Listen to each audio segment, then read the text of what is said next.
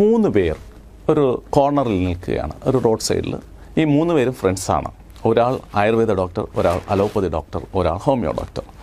അവർ നിൽക്കുന്നതിൻ്റെ കുറച്ച് ദൂരെ അകലെ ഒരാൾ മുടന്തി നടന്നു വരുന്നു. അപ്പോൾ അലോപ്പതി ഡോക്ടർ പറഞ്ഞു, അദ്ദേഹത്തിന് ബോൺ ഫ്രാക്ചറാണ്, അത് ഇന്ന ഡിഫിഷ്യൻസി കൊണ്ടുവരുന്നതാണ്, ഇതിനകത്ത് അലോപ്പതിയിൽ നല്ല ട്രീറ്റ്മെൻ്റ് ഉണ്ട് എന്ന് പറഞ്ഞു. അത് കഴിഞ്ഞപ്പോൾ ആയുർവേദ ഡോക്ടർ പറഞ്ഞു, അല്ലല്ല, അതങ്ങനെയല്ല, അത് വേറൊരു ക്ഷതമേറ്റതാണ്, ആയുർവേദിക് രീതിയിൽ അതിനുള്ള സൊല്യൂഷൻ വേറെയാണ്, അത് ആ രീതിയിൽ ചെയ്യാൻ പറ്റും. ഹോമിയോ ഡോക്ടർ അദ്ദേഹത്തിൻ്റെ പ്രൊഫഷനുമായിട്ട് റിലേറ്റ് ചെയ്തിട്ടുള്ളൊരു കമൻറ്റ് പറഞ്ഞു.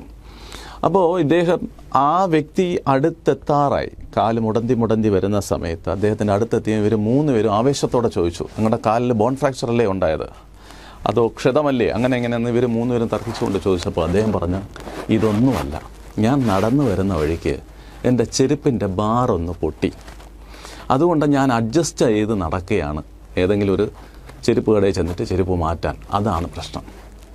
ഇതുപോലെയാണ് നമ്മുടെ ജീവിതത്തിൽ നമ്മൾ ഒരു കാര്യത്തിൽ എക്സ്പെർട്ടായിരിക്കും, നമ്മൾ അതിനെക്കുറിച്ച് അറിയാമെന്നുള്ളത് കൊണ്ട് അത് ബേസ് ചെയ്തിട്ടായിരിക്കും നമ്മൾ കാര്യങ്ങൾ കാണുന്നത്.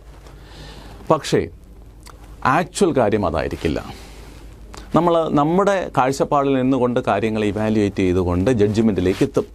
പക്ഷേ അതിൻ്റെ പിന്നിൽ എന്ത് കാര്യങ്ങളെന്നുള്ളതിനെക്കുറിച്ച് നമ്മൾ ഒരിക്കലും ചിന്തിക്കാറേയില്ല. നമ്മൾ അവിടെ ചിന്തിച്ച് തുടങ്ങുമ്പോൾ നിങ്ങളുടെ കാഴ്ചപ്പാട് മാറിത്തുടങ്ങും. ഇത് പേഴ്സണലും പ്രൊഫഷണൽ ലൈഫിലും നമുക്ക് എപ്പോഴും ഈ സാഹചര്യത്തിലൂടെ കടന്നു പോയിക്കൊണ്ടേയിരിക്കും. അങ്ങനെ ചിന്തിക്കാൻ നമ്മുടെ മൈൻഡ് അനുവദിക്കുന്നില്ല, കാര്യം നമ്മളങ്ങനെ ശീലിച്ചിട്ടില്ല.